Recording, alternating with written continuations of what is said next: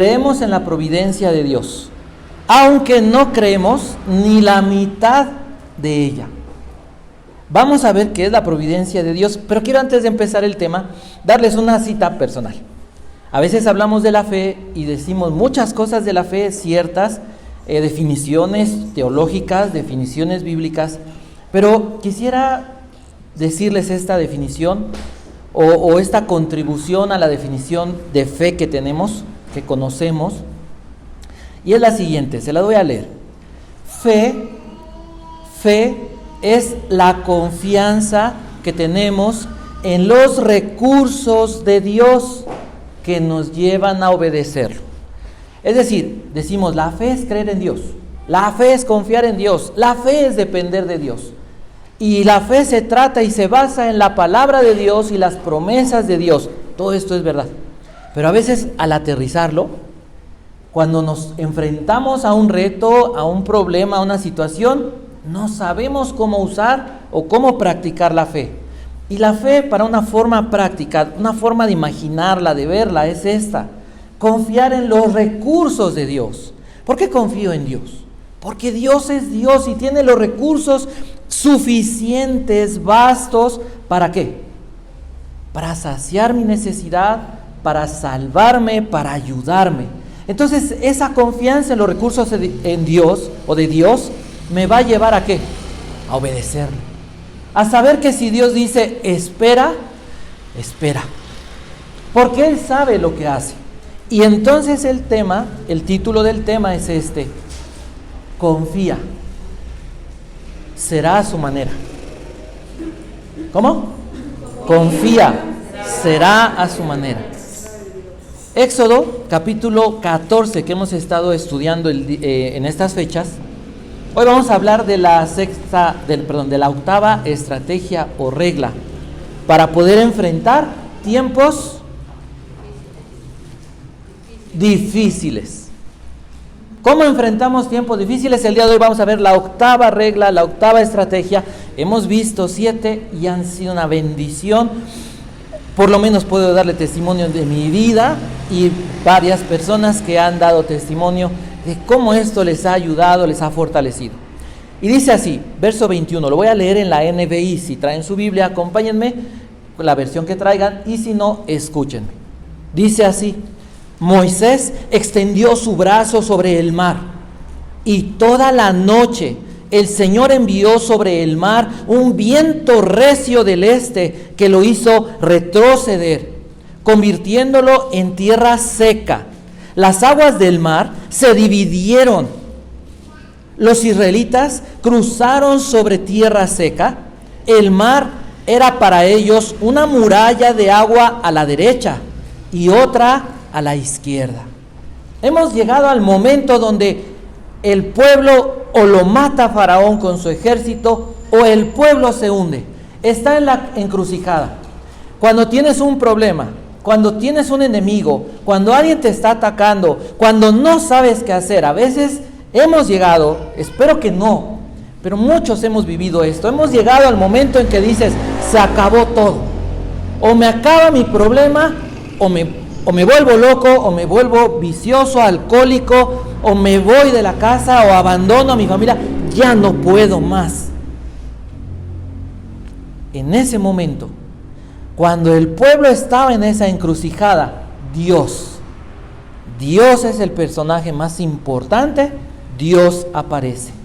Y el tema de este pasaje específicamente es la intervención de Dios, pero Dios obrando a su manera. Y eso es lo interesante que vamos a ver. Moisés escribe esta historia meses después, pero hoy, hace 3500 años lo escribió Moisés aproximadamente. El día de hoy estas palabras nos retumban en el oído y decimos, ¿de verdad pasó? Mucha gente dice, no puede ser. Hay gente que dice, esto es un invento, porque el lugar por donde pasó Israel era un lugar que eran apenas como charcos. Y diríamos, wow, entonces, ¿qué pasó? Pues entonces el milagro se vuelve más grande, dicen. ¿Por qué? Porque entonces Faraón y todo su ejército se hundió en un charco. Así de fácil. ¿Sabían ustedes que en Egipto esto no se puede hablar? Tú no puedes en Egipto preguntar, pero nada acerca de esta historia. Te meten a la cárcel, te sacan del país. No existe. ¿Sabían ustedes que los egipcios y muchos reinos quitaban de su historia sus derrotas? Nadie podía saber la derrota. Nadie podía saber que su ejército había sido vencido. Como les dije, el personaje importante es Dios, como en toda la historia de la vida. Nosotros no somos los importantes. ¿Por qué? Somos criaturas. Y fuimos creados por Dios y para Dios. Cuando el ser humano quita esta premisa de su vida y vive como quiere vivir, ¿cómo acaba? ¿Cómo acabaste tú? Yo acabé lejos y acabé destruido. Y cada uno podría decir si realmente Dios es importante para su vida o no. Porque mucha gente dice, si a ti te sirve, tú síguele, ¿no? Pero yo paso. Al final, el hecho de que la gente ignore a Dios no significa que Dios no sea Dios, que Dios no los haya creado y que no tengan que un día darle cuentas de la vida y del tiempo que Dios ha dado. De todo esto voy a tratar de hablar en este mensaje. Entonces, voy a hablarles de las maneras en las que Dios salva. ¿Qué es lo que quisiera que pudieran pensar? Dios se revela en este pasaje como Salvador. Lo hemos estado viendo, pero hemos visto varios aspectos del Evangelio o de la salvación. Y el día de hoy, el aspecto que vamos a ver de la salvación es liberación. La salvación habla de liberación. Y hay gente, y voy a mencionar algunos ejemplos y algunas cosas sobre la liberación. Entonces, Dios, ¿qué hizo aquí? Dio completa libertad a este pueblo. Dios va acompañando a su pueblo. Su pueblo ha sido libertado, pero Faraón no los quiere dejar. Los va a matar. Esa es su idea. Y lleva todo su ejército. Lo lleva para destruir a Israel. Y Dios, lo hemos visto, Dios es el que los va guiando y los lleva a esta encrucijada que no es comprensible a la mente humana. ¿Por qué Dios me trajo a este lugar? ¿Por qué Dios, si sabe cómo soy de miedoso, de falto de sabiduría, tan atrabancado? ¿Por qué Dios me trajo a esto? ¿Lo has preguntado? Dios los llevó aquí, pero Dios tenía un plan. ¿Cuál era el plan?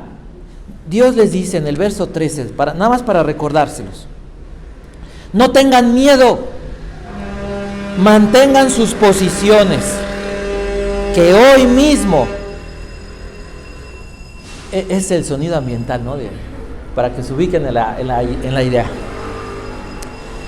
Mantengan sus posiciones porque hoy mismo serán testigos de la salvación que el Señor realizará en favor de ustedes. Dios iba a salvar, el pueblo no se iba a salvar, Moisés no iba a salvar, Moisés era el instrumento para guiar. Pero ¿quién iba a salvar? ¿Quién salva? Es Dios, es Dios. La meta de Dios era salvar a su pueblo, era llevarlos a la tierra prometida para que disfrutaran de su cuidado, de su bendición en medio de un mundo hostil. Canaán no era una tierra así como el Edén, porque ya había maldad. En Canaán había muchos pueblos violentos, malos. ¿Qué tan malos eran? Ofrecían a sus hijos en sacrificio en fuego, a sus ídolos. ¿Eran buenos? No podían ser buenos. Dios los iba a llevar y Dios les prometió bendecirlos en medio de ese ambiente hostil. Y es lo que Dios hace. Dios no cambia el mundo. Dios no dijo, voy a cambiar el mundo para que seas feliz. Dios dijo, en el mundo hay aflicción. Jesús lo dijo, Juan 14, pero confíen en mí, yo he vencido al mundo. Dios vino ¿a qué? A traer su reino. ¿Un reino dónde? Adoradores en espíritu y en verdad. En tu corazón Dios te concede nacer de nuevo, ser una nueva criatura. Piensen en esto. Llega Israel, ya no hay más para dónde caminar, el mar alborotado, Faraón gritándoles amenazas, pero el ángel de Dios, el ángel de Jehová, que es una teofanía, una cristofanía del Señor Jesucristo, una manifestación, de Cristo preencarnado, antes de venir en forma humana. ¿Qué había hecho Dios? ¿Se acuerdan? 10 plagas. 10 plagas para que Dios liberara. Convirtió el agua en sangre. Mandó ranas, había piojos, mandó moscas, mandó enfermedad sobre el ganado, sarpullido sobre los hombres, granizo que destruyó las cosechas, para terminar una plaga de langostas y 3 días de oscuridad. Y al final, después de todo eso, después de esos juicios de Dios, por la rebelión, por la maldad de Faraón y de Egipto, maltratando y dañando a Israel, después de todo eso, Dios envía al ángel de la muerte. Israel podía decir: Dios, sálvanos. A lo mejor manda una lluvia de granizo. No, yo creo que va a mandar otra vez al ángel de la muerte. No, yo creo que ahora va a ser que a lo mejor pase esto. Y cada uno podría tener ideas, pero ahora Dios actúa como nadie lo imaginaba. ¿De qué manera? Dios va a abrirles el mar y además lo abre en seco. Entonces, en tus problemas, en tus circunstancias, en tus crisis, ¿qué es lo que debes de saber? Si tú te acercas a Dios con fe, confías en sus recursos, debes saber que Dios va a salvarte, Dios te va a ayudar, Dios va a intervenir a su manera. ¿Cómo es la manera de Dios? Dios hace las cosas especiales, porque esa es la especialidad de Dios. Dios no hace las cosas como nosotros. Isaías 55, porque tus caminos no son mis caminos, y tus pensamientos no son mis pensamientos, porque como están separados los cielos de la tierra, de esa manera es diferente la capacidad que tenemos para conocer a Dios. Entonces, 3 maneras en las que Dios salva. Primero, providencialmente. Comienzo con esto. La providencia de Dios habla, para definirlo, es la forma en la que Dios interviene y gobierna, o influye y gobierna en la creación. Y es la forma, llamémosle hoy, la forma más natural, que parece donde Dios no está haciendo nada. Es que me sané. Me tomé mi medicina, me sané. Ok, sí, la medicina, ¿quién crea la medicina? Detrás de la ciencia, ¿quién estaba? Dios. ¿Quién es el que sana y quién es el que determina el tiempo de vida? Es Dios. Yo sé que esto chocará con mucha gente que nos vea en el internet, y tal vez hoy choca en tu mente. No es algo fácil de entender. Es fácil cuando nos va bien, decimos sí, gloria a Dios, gracias a Dios. Pero cuando te enfrentas con pruebas como las de Job, nos pasa como a Job, porque nuestra cabeza no entiende, y hablaré un poco más adelante de esto. Entonces, providencialmente Dios obra, y lo muestra a través de 3 cosas: preservación, concurrencia y gobierno. Preservación, concurrencia y gobierno. ¿Y qué es todo esto? No dirán así como que, espérate, ¿y ahora qué? ¿No? Más despacio. Preservación. Dios interviene y gobierna sobre todas las cosas, y Él es el que hace que las cosas mantengan sus propiedades para que actúen conforme a su naturaleza. ¿Sí? ¿Más o menos? ¿Sí? ¿No? ¿Qué quiere decir esto? Un ejemplo muy sencillo. ¿Quién nace? ¿Saben ustedes que en la física lo más importante es saber que la física, la materia está compuesta de átomos? Eso es como la base de todo, ¿no? Y en la química por eso hay tantos avances, y no soy físico y no voy a ahondar mucho en esto, pero todas las leyes físicas llevan a concluir y a comprobar estas cosas. ¿Por qué las rocas son duras y no dejan de ser duras? ¿Por qué el agua es húmeda y no deja de ser húmeda? ¿Por qué es H2O y no deja de ser H2O y se convierte en quién sabe qué? ¿Por qué el hombre es hombre y no es animal? Porque un animal es un animal y no puede tener la condición humana. ¿Quién es el que hace que las cosas sean como son? ¿Quién es el que da la vida? La Biblia dice, el dador de la vida es Dios. Dios es el que sopló aliento de vida y el hombre fue un alma viviente. Dios da aliento a las personas, a los seres, y cuando Dios quita el aliento, las personas perecen. Entonces, la preservación se trata de eso, que Dios permite que a lo mejor a través de la ciencia, a través de la medicina, tú puedas sanarte, tomando tu medicina, llevando tu tratamiento, descansando tu cuerpo, relajando tu mente, puedes seguir adelante y salir adelante, conflictos emocionales, mentales, pero también comiendo bien, alimentándote correctamente, tu naturaleza comienza a recuperarse. La concurrencia, palabra rara, difícil a lo mejor, así de sencillo. Cooperación de voluntades. El hombre propone, pero Dios dispone, dice Proverbios. El rey puede determinar y planear, pero Dios es el que determina la suerte. Tú puedes decir, es que yo echo una moneda y nadie sabe. Dios sabe qué va a pasar. ¿Cómo entender esto? Alguien podría decir, yo voy a hacer esto. Si Dios te lo concede, lo vas a hacer, aunque sea malo. Por eso pasan tantas cosas. Porque dice la Biblia que Dios preserva al malo para el día del juicio. Y un ejemplo es el arca de Noé. Y un ejemplo es el juicio futuro, el juicio venidero. Porque yo digo, Señor, ¿cómo es posible que a lo mejor haya gente que está secuestrando y que están, lo que van a ver ahora en estos días, la película esta del Grito de Libertad, cuánto la pornografía, la pederastía, todo lo que está pasando, dice uno, Dios, ¿por qué? No, casi perecen en el momento.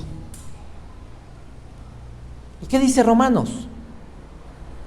Que no es que Dios no juzgue o no vaya a juzgar, sino que el hombre está ignorando su longanimidad, su deseo de salvar, su misericordia. Pero también para otros Dios está dejando que sean atestados de todo juicio, Romanos 1 del 18 en adelante, se ensucien y se pudran de tal manera que ellos mismos saben que su condenación es merecida. Y hay gente que dice, me muero así. Habla con una persona mala. Habla con una persona que le gusta hacerle daño a los demás. Y te va a decir, mira, el día que me toque, valió. Pero mientras no me toque, cuídense. Y así por eso roban, y por eso secuestran, y por eso matan. Habla con... Espero que no conozcan a nadie. Pero si conocen a alguien, pregúntale, ¿por qué? ¿Qué pasa? Y eso es lo que hay en su corazón. ¿Qué dice Dios? Voy a leer algunos versos. Salmo 139. Si quieren no los busquen, se los voy a leer. Para que vean lo que dice Dios acerca de nosotros, acerca de nuestra vida. Salmo 139, 16. Dice, tus ojos vieron mi cuerpo en gestación. Todo ya estaba escrito en tu libro.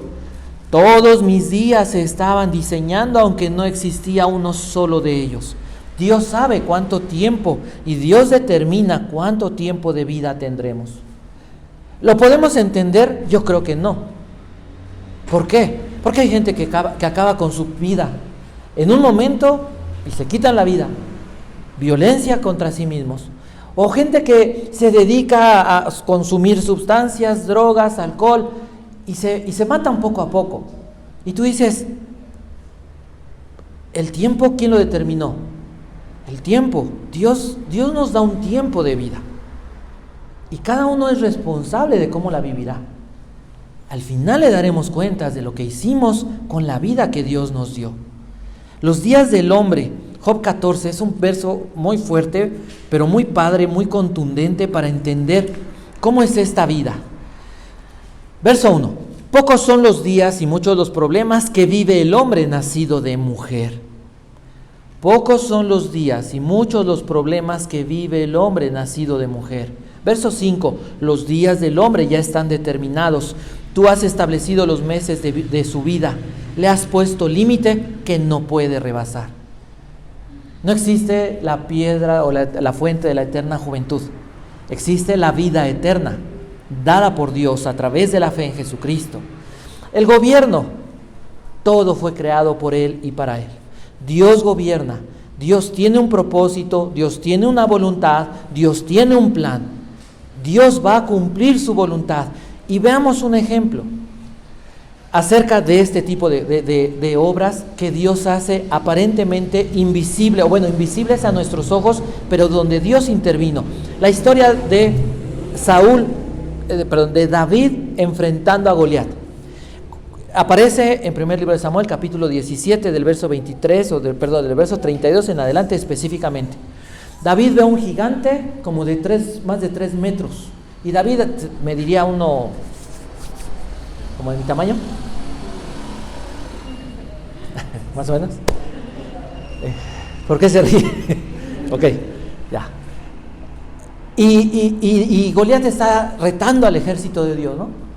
¿Quién me va a enfrentar? Y maldice a la nación de Israel, maldice a Dios de Israel. Y entonces por eso David ardió y dijo: ¿quién es ese filisteo que insulta a nuestro Dios?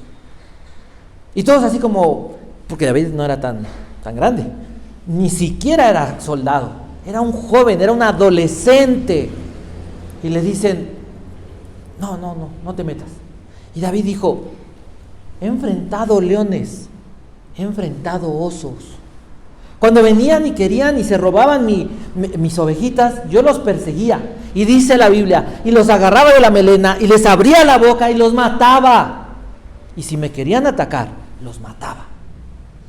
Y si Dios me permitió matar osos y leones, no va a ser diferente.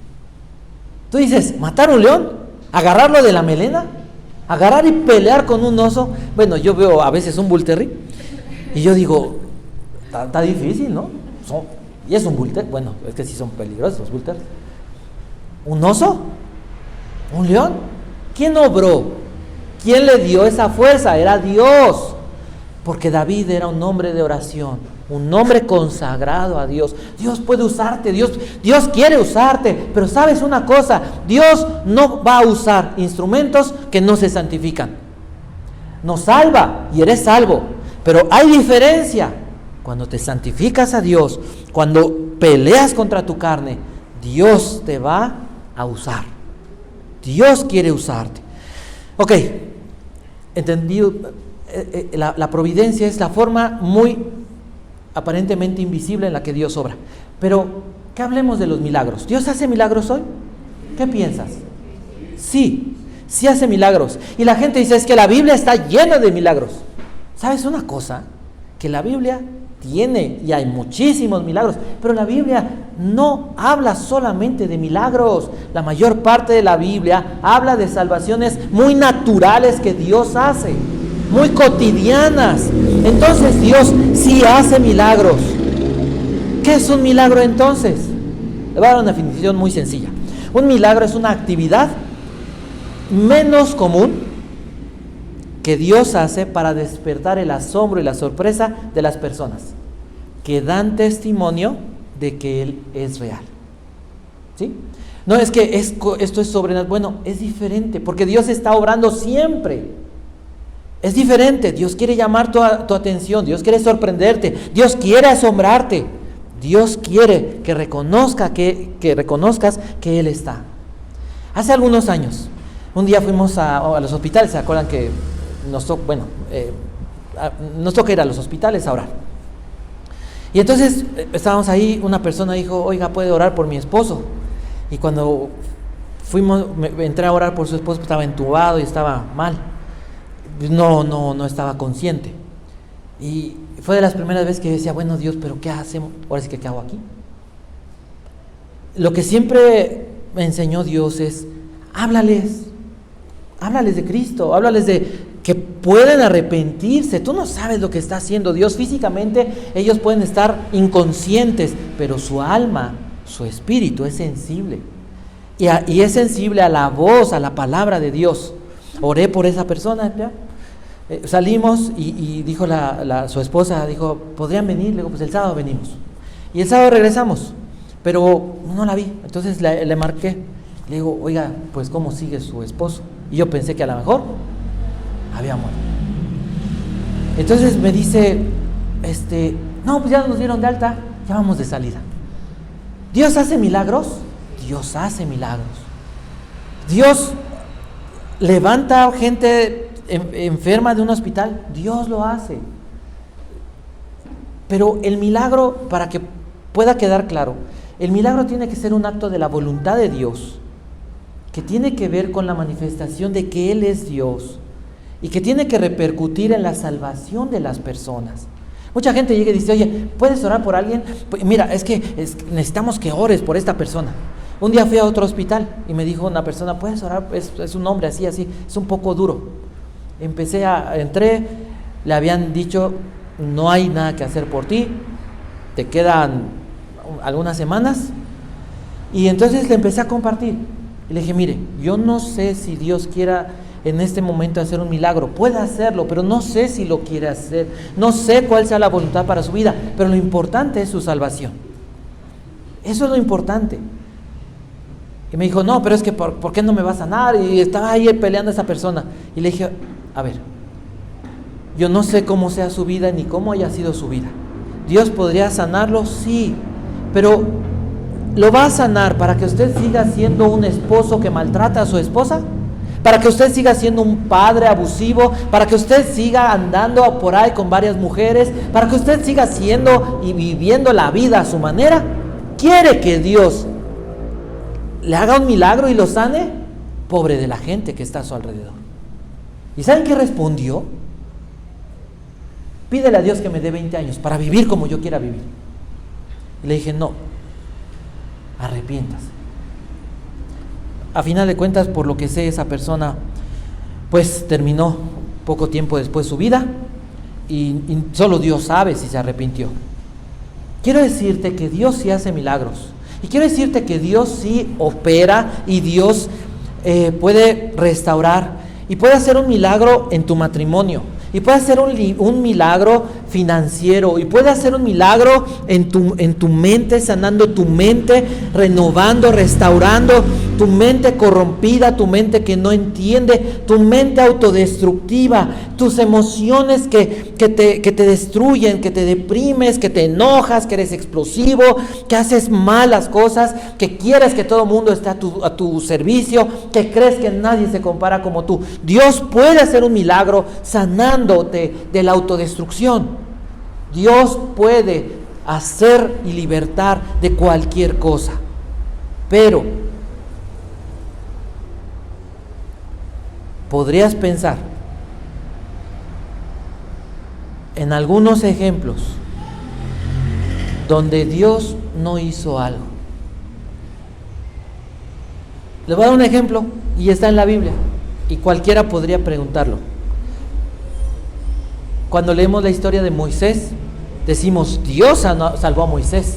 Dios hizo que ni los cocodrilos, ni los hipopótamos, ni el río Nilo, ni nadie matara a ese niño, ni un soldado lo encontrara. Dios salvó a Moisés. Y le damos gloria a Dios, y Dios lo hizo. Pero ¿cuántos miles de niños no vivieron?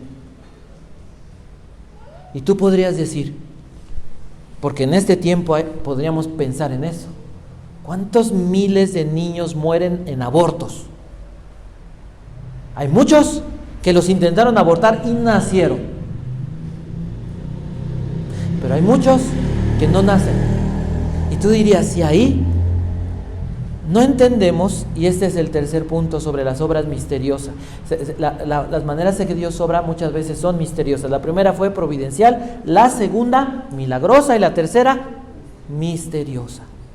Y tú dices, Dios, ¿y cómo es esto? Sí, a veces Dios no hace un milagro, a veces la medicina no funciona y tú dices, pero se va a morir. ¿Y a quién no le duele una pérdida?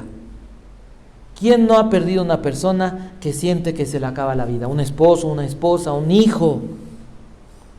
En algún tiempo una persona conocida, muy querida, y conocía a su hijo, como de mi edad, una persona muy amable, muy graciosa, muy respetuosa. Falleció, no sabemos cómo. Y la persona decía, es que Un hijo que se queda sin padres es huérfano, una esposa es viuda o un esposo es viudo, pero un padre que se queda sin hijos no tiene nombre. Y es doloroso, duele. ¿Por qué pasó eso? No, hay cosas donde no nos entra en la cabeza el por qué alguien muere. Isaías 57 es un buen pasaje que explica esto. Y es interesante pensar, se los voy a leer. Dice: el justo perece y a nadie le importa. Mueren los siervos fieles y nadie comprende que el justo perece para ser librado del mal. Tú sabes que cuando un bebé muere, aunque lo hayan matado, lo hayan abortado, le haya pasado alguna cosa así, un niño pequeño, va directamente a la presencia de Dios. ¿Por qué? Porque Dios juzga el pecado, pero no la naturaleza de pecado, sino el pecado personal. Cuando uno, de una forma consciente, se rebela contra Dios. Pero un niño no es que sea inocente, es que no se ha rebelado conscientemente ante Dios. Pasa a la presencia de Dios. Entonces tú dices: qué terrible, tantos niños, tanta sangre derramada. Pero sabes una cosa, que Dios no deja de tener misericordia y esos niños están en el cielo. Y eso es glorioso, eso es maravilloso. Pero para terminar, antes de dar esta historia de Lázaro, mucha gente habla de liberación, necesita liberación. La liberación es un ministerio en la iglesia. El Señor Jesús dijo: si el Hijo os libertare, seréis verdaderamente libres. ¿De qué liberta el Señor? Primero, y eso es lo más importante, del pecado. El único que puede romper las cadenas del pecado y perdonar pecados es Cristo, es Jesús. ¿Y cuál es la diferencia? Había un paralítico, lo llevaron y lo presentaron delante del Señor Jesús, y Jesús no le dijo: levántate y anda. Jesús le dijo: tus pecados te son perdonados. ¿Cuál fue el resultado del perdón de sus pecados?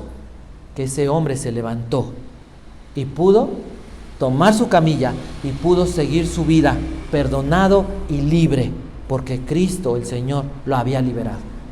Y eso es lo más importante. Ahora, cuando uno se encuentra con Jesús, la sangre de Cristo, que dice 1 Corintios, y dice el apóstol Pedro en su carta, dice: fuimos rociados con la sangre de Cristo, y la sangre de Cristo nos hace libres de todo pecado, y nos da Apocalipsis capítulo 11 dice, 12, dice que nos da la victoria sobre el enemigo. Dios nos hace libres del poder del enemigo, del poder del diablo. El diablo va a intentar hacernos daño, sí. Hay varios, no todos los pasajes hablan del mal. ¿Por qué? Porque a Dios lo que le interesa, ¿qué es? Que tengamos los ojos puestos en Jesús, el autor y consumador de la fe. Porque en el nombre de Jesús dice: invócame en el día de la angustia y yo te libraré. Muchas son las aflicciones del justo, pero de todas ellas le librará el Señor.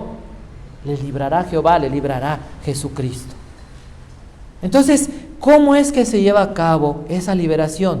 Hay una palabra que la Biblia usa: santificación. Es la victoria que Dios nos da sobre el poder del pecado. El diablo va a intentar engañarte y va a intentar afligirte y va a atacarte, sí, lo dice Efesios capítulo 6. Pero ¿qué dice la Biblia? Toma la armadura de Dios, mantente firme, resiste la tentación, resiste la mentira. ¿Y qué dice? Huirá de ti.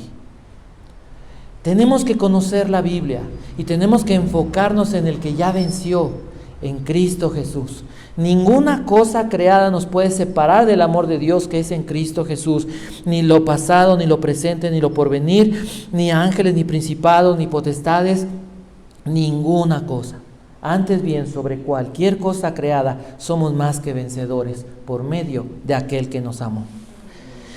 Y dentro de las obras misteriosas, para terminar, a Jesús le mandan un mensaje, 2 personas, y le dicen: tu amigo, el que tú amas, está enfermo. Y Jesús, en lugar de decirles a sus discípulos, vamos, levántense, vamos corriendo porque Lázaro se nos está muriendo, dice la Biblia que el Señor Jesús todavía hace un recorrido de 2 días. Y cuando va hacia donde está Lázaro, la gente le dice, pero ¿y Lázaro? Dice el Señor Jesús, todo esto es para la gloria de Dios. Y llega el Señor Jesús y Marta le dice, Señor, si tú hubieras estado aquí, no hubiera muerto, mi hermano no se hubiera muerto. Y sale María y le dice, Señor, si hubiera estado aquí, mi hermano Lázaro no se hubiera muerto. ¿Quién entendería eso? La gente decía, bueno, si este perdonó los pecados, si este hombre sanó a paralíticos, si limpió a leprosos, este hombre, si hizo todo eso, ¿por qué no vino a sanar a su amigo? Pues no que lo quiere tanto. ¿Cuántas veces has pensado así o has oído que la gente piensa así? ¿Qué dijo Jesús? Le dice, no te he dicho que si crees verás la gloria de Dios, tu hermano va a resucitar. Y entonces vemos que muchas veces Dios no va a hacer lo que tú piensas, lo que tú crees y lo que aparentemente es mejor. Señor, lo hubiera sanado. No lo sanó. Y llega Jesús y miren, es que no existe una explicación para un milagro. No existe una explicación físicamente cómo se abrió el Mar Rojo. Bueno, es que las fuerzas del viento operaron, entonces, de alguna manera, la gravedad pudo verse afectada por ese viento y a lo mejor podríamos intentar calcular la velocidad, la fuerza del viento, el peso del agua para ver cuánto tiempo se tuvo que separar y la distancia para que pasara. No existe explicación. Pero tú dices, ¿y Lázaro? 4 días, su cuerpo podrido. ¿Dónde estaba su alma? ¿Dónde estaba su espíritu? La sangre, ¿qué es lo primero que se pudre? El corazón, el hígado, el páncreas, los riñones, los pulmones, las arterias. ¿Cómo estaba su cuerpo? Dicen, ya apesta. ¿Y qué le dice Jesús? Lázaro, ven fuera. Y dice la Biblia, un muerto, podrido su cuerpo, su alma separada de su cuerpo, se levanta y anda cuando Dios permite que lo vea. Si tú puedes ver esto, si tú verdaderamente puedes imaginar lo que pasó cuando Jesús habló y cómo su corazón, su sangre, sus venas, sus arterias, sus pulmones y todos sus órganos comenzaron otra vez a ponerse en marcha y la podredumbre se volvió o se restauró a un cuerpo natural y Lázaro sale caminando. Ese es Cristo y es el único que puede ayudarte a poder salir de tus problemas, de tus circunstancias. El faraón te va a intentar destruir, el mundo te va a intentar dañar, pero Dios ha prometido salvarte si tú te acercas, si tú confías en Él. Les voy a invitar a que puedan cerrar sus ojos. La libertad comienza en esto. Cualquier persona que te hable de liberación te tiene que mencionar esto. La libertad comienza con arrepentimiento. ¿Cómo llegó Israel a Egipto? Por su propia voluntad. Y se volvieron esclavos porque no quisieron regresar a la tierra que Dios les había concedido. ¿Cómo llegaste a la esclavitud en la que vives? Porque mucha gente, siendo cristiana, siendo creyente, vive esclava a la pornografía, a la inmoralidad, a vicios, cigarro, vino o alcohol, drogas, al orgullo, a la soberbia. ¿Cómo llegaste a ser esclavo del pecado que hoy te tiene atormentado? ¿Qué tienes que hacer? ¿Qué hizo Israel? Clamar a Dios, clamar a Jesús, pedirle al Señor su intervención y abandonar. Eso hizo Israel, salir de Egipto, abandonar tu pecado, renunciar. Un día me dijo una persona, ¿cómo puedo dejar la pornografía? Le dije, tira tu computadora a la basura. y tira tu celular. No, pero ¿en dónde la ves? En el celular y en la computadora. Tíralos a la basura. Aléjate de eso. Y le dije, pero sé que no lo vas a hacer. Sé que no vas a dejar. Porque amas más tu pecado y porque estás más atado a esas cosas que verdaderamente a Dios. Tienes que abandonar el pecado. Decidir abandonar. Confía en los recursos de Dios. Moisés levantó una vara. La vara representa la autoridad. La vara representa el respaldo de la presencia de Dios para nuestra vida. Los recursos de Dios para salvarte. ¿Qué recursos necesitas? Dios los tiene. Ven a Cristo. Ven al Señor Jesús. Y por la fe, por la confianza en los recursos de Jesús, serás salvado, serás libre. Recuerda algo, la libertad se trata de perdón. Jesús se sacrificó para pagar tu deuda. Jesús perdona tus pecados.